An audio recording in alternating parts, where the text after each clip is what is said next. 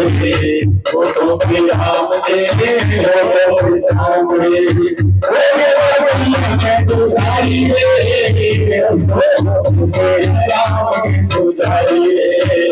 अब तो ऐसे है राम के पुजारी।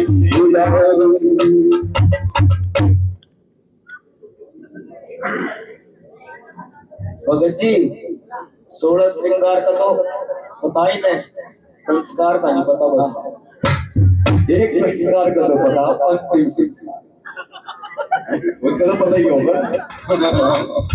क्या बात है, बोले सच्चे दरबार। तो जैसे ही राजा इस पर लेकर के अपनी कन्या को ला रहे हैं और कवि ने कितना सुंदर शब्द लिखा है इस कारुण्य कथा में। लगाई सीने से कन्या से नीर जारी है। आदरणीय हमारे स्वर्गीय श्री अम्बी ठाकुर जी की लिखी हुई ये सुंदर सी रचना, क्या कहने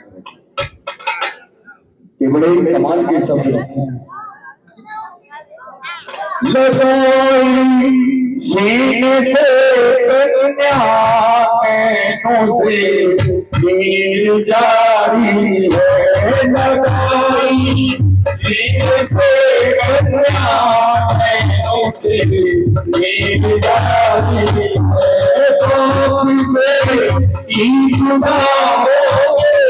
तो किस्मत हमारी है। तो मेरी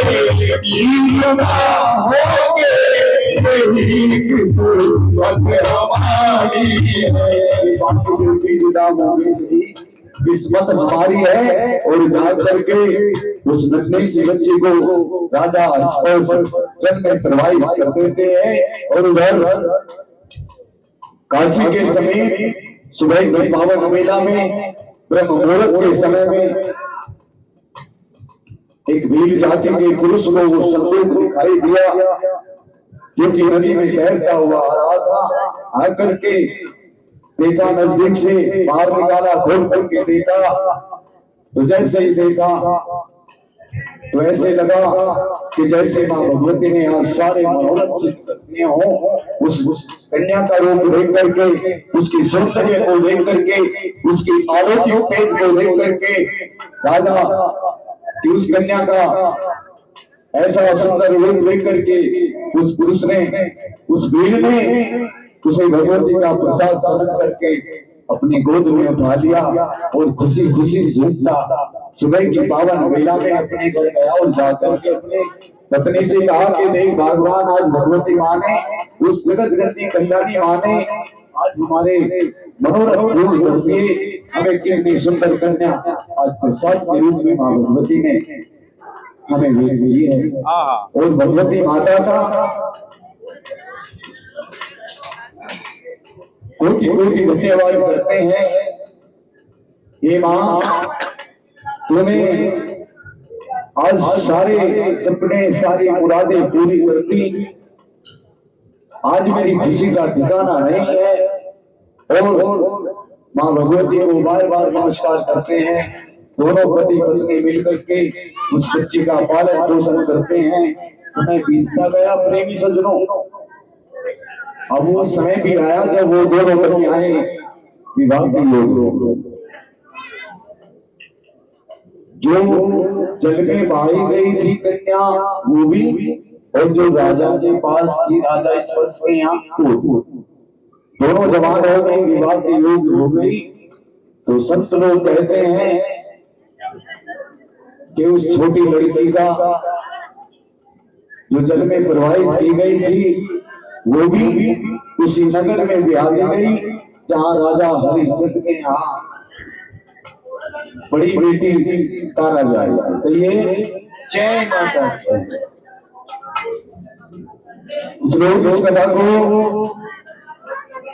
सतयुग के राजा हरिश्चंद्र से जोड़ करके बोलते हैं, लेकिन ये राजा हरिश्चंद्र नहीं, ये राजा हरिचंद्र नगर कोट कांगड़ा हिमाचल प्रदेश के।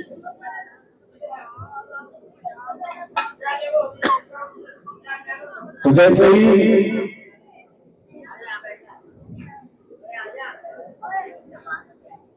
उस कन्या की भी शादी वही कर दी गई जहां राजा हरिचंद के यहाँ तारा जाई थी। तो वो भील जाति में पली बड़ी।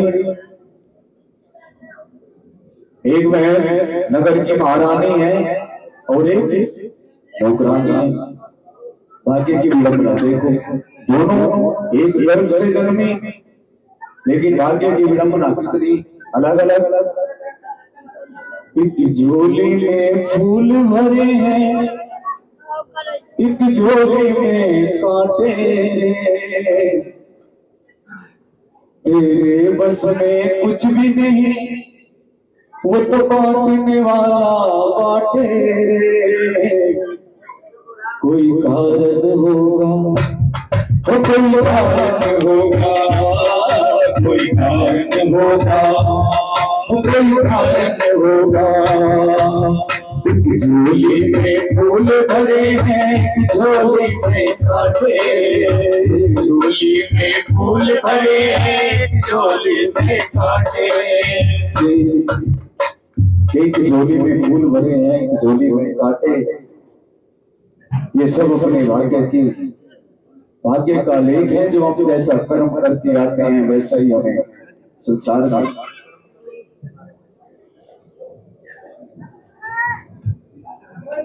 जैसे ही दोनों बेटियों की एक ही नगर में शादी कर दी गई, तो रुको की जो सास थी वो राजा हरिचंद के यहाँ सफाई आदि के लिए जाया करती थी। एक दिन उसकी तबीयत कुछ खराब थी, तो उसने अपनी बहू से कहा कि बेटी क्या तू आज मेरे बदले महलों में जाकर के सफाई आदि का कार्य कर गया। बेटी मेरी तबीयत ठीक नहीं है। तो अपनी सास के आगे आप आकर के दुख को जैसे चलती है, तो जाकर के देखा सफाई आदि के लिए गई। सुबह सुबह तो महारानी तारा अपने महलों में इस जगत जननी महामाई की उपासना में बैठी थी। बड़ा सुंदर सा भवन, सुंदर सा दरबार सजा हुआ था। उसके सम्मुख बैठ करके स्मरण कर रही थी। तो सोचा कि जब महारानी उठेगी मैं इनसे इस बात का जरूर वृत्तांत से वर्णन सुनूंगी कि आखिर ये किसकी पूजा करती है। जैसे ही महारानी तारा ने अपनी पूजा पाठ से निवृत्त होकर के आई, रुको ने सवाल किया कि महारानी जी मैं पूछना चाहती हूँ कि आप ये क्या कर रही थी, आप किसकी पूजा कर रही थी। तो उन्होंने कहा कि ये तीन लोक की शक्ति महामाई जगत कल्याणी माँ भगवती की मैं उपासना करती हूँ, जिसके करने से जो इसे जाता है अपने हृदय के अंदर बसा के रखता है, श्रद्धा भाव से पूजन करता है, उसके सारे मनोरथ संसार में सिद्ध मैया रानी करती है। ऐसा वचन सुनकर के उसे बड़ा मीठा लगा, बड़ा अच्छा लगा और कहने लगी कि मैं अगर सारे मनोरथ पूरे होते हैं तो मैं भी अपने घर जाकर के एक माता का छोटा सा मंदिर बनाऊंगी और मैं भी अपने मन की कामना को मां भगवती के चरणों में रखूंगी।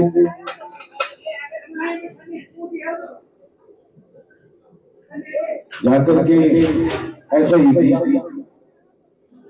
पूजा पाठ करने लगी।